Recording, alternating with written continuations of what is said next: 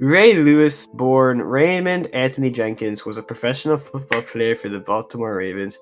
Born on May 15, 1975 in Bartow, Florida, Lewis never met his father until high school. Working throughout high school and college, he achieved his goal of becoming a professional football player. His hard work paid off when he was drafted in the first round at the 26th overall pick. Now being enshrined in the Hall of Fame, Lewis has left more than trophies in the Ravens office. He has left a lasting legacy in the city of Baltimore. Lewis was born into a single-parent home, solely occupied by Sunsaria Jenkins, his mother. He quickly established himself a leader, becoming the man of the house in the absence of his father. Drugs and discipline were huge parts of Lewis's early life. Throughout his childhood and early teen years, drugs such as crack cocaine roamed rampant among some of Lewis's friends and fellow athletes. Lewis was also a personality in the classroom, once taking it too far in the 6th grade. However, Lewis was able to overcome such obstacles through the discipline of his mother, who was harsh at times, but did all things in the best interest of her son. Her motive for disciplining Lewis harder than most kids his age was that she had no consistent spouse to rely on, and she needed Lewis to step up for the good of the entire family. The Lewis family grew healthily because of this. Lewis was able to blossom as a leader at a young age, doing far more chores than any kid of his age should worry about. But the family, and specifically Lewis's mother, believed heavily in fun and games as well, creating a balance for Lewis between being the man in his mother's life and being a kid. The young discipline and leadership role helped engage Lewis in a fierce competition at a young age, ranging from races to basketball and football. Lewis commented on how performance in these street sports, specifically football, would reign over conversations had at school. Eventually, a youth football coach witnessed one such game and caught the eye of Lewis, whose mother would not let him play youth football. The coach named Lynn Gore eventually persuaded Lewis's mother to allow him to play, promising Lewis rides and an overseer outside of school hours. Lewis says he was inspired by his cousin, Tony Stansel, who never gave up on a specific play despite the fact that he had no chance of making a tackle. This and the idea that he was broke and had nothing to lose pushed Lewis to both feel loose and passionate about his football career, with the support of his mother, who continued to create meals from nothing. January 30th, 2000. Lewis attended a Super Bowl party in Atlanta dressed in a cream-colored suit. He was attending with two friends, Reginald Oakley and Joseph Sweeting. At first, it seemed as if the party was going very well until the early morning hours when a large fight broke out outside of the club where the party was located. The fight eventually turned lethal as there was a stabbing of two men who unfortunately passed away soon after. Ray and his friends were involved in the fight, with the suit he was wearing that night still missing to this date.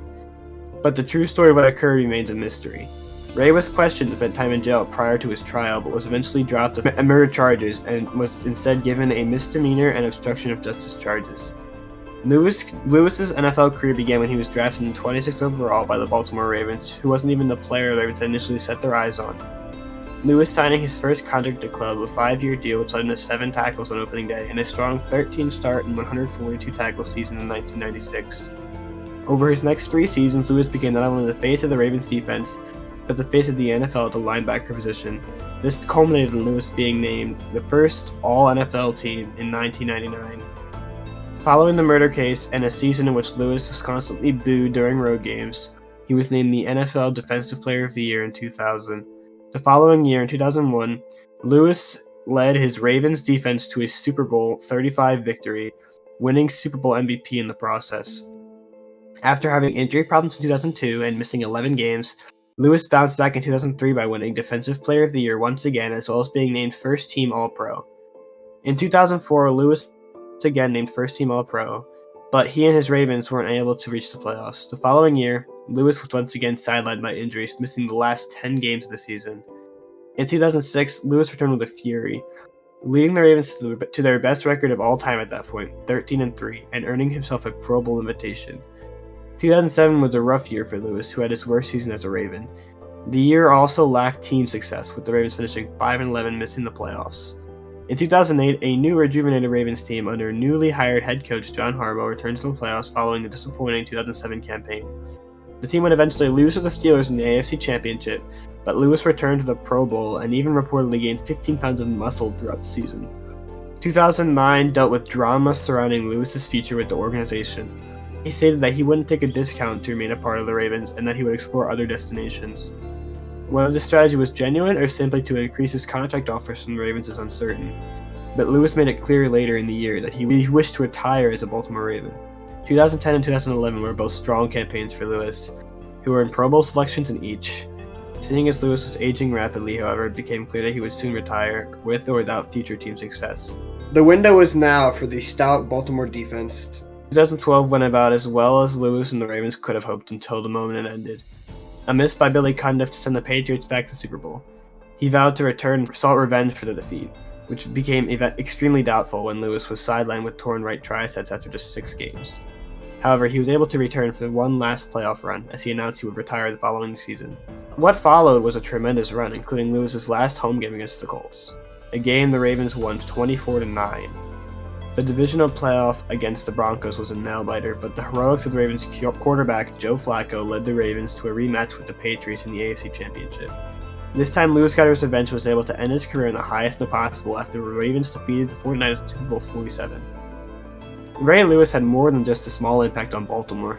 He became a legend in the city, even eventually having a statue of himself built in front of the Ravens Stadium. He comes to mentor kids as well with the established Power 52 Foundation. And the goal is to break the cycle of poverty and unemployment in Baltimore. Not only has he left his marks in Baltimore, but he has revolutionized the linebacker position in the NFL. Many state he was the best tackler they'd ever been around. And paired with Ed Reed, the Ravens defense became a no-fly zone.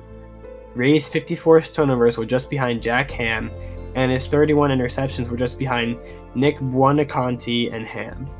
Lewis had 41.5 sacks at the middle linebacker position, which is a record that no one is even close to touching. If you live in Baltimore and are a fan of the Ravens, you will know Ray Lewis's name. A football player is not limited to the field. They are humans and leave impacts on the city they will play in. When you think of the Baltimore Ravens moving forward, the first name that comes to your mind is that guy right there.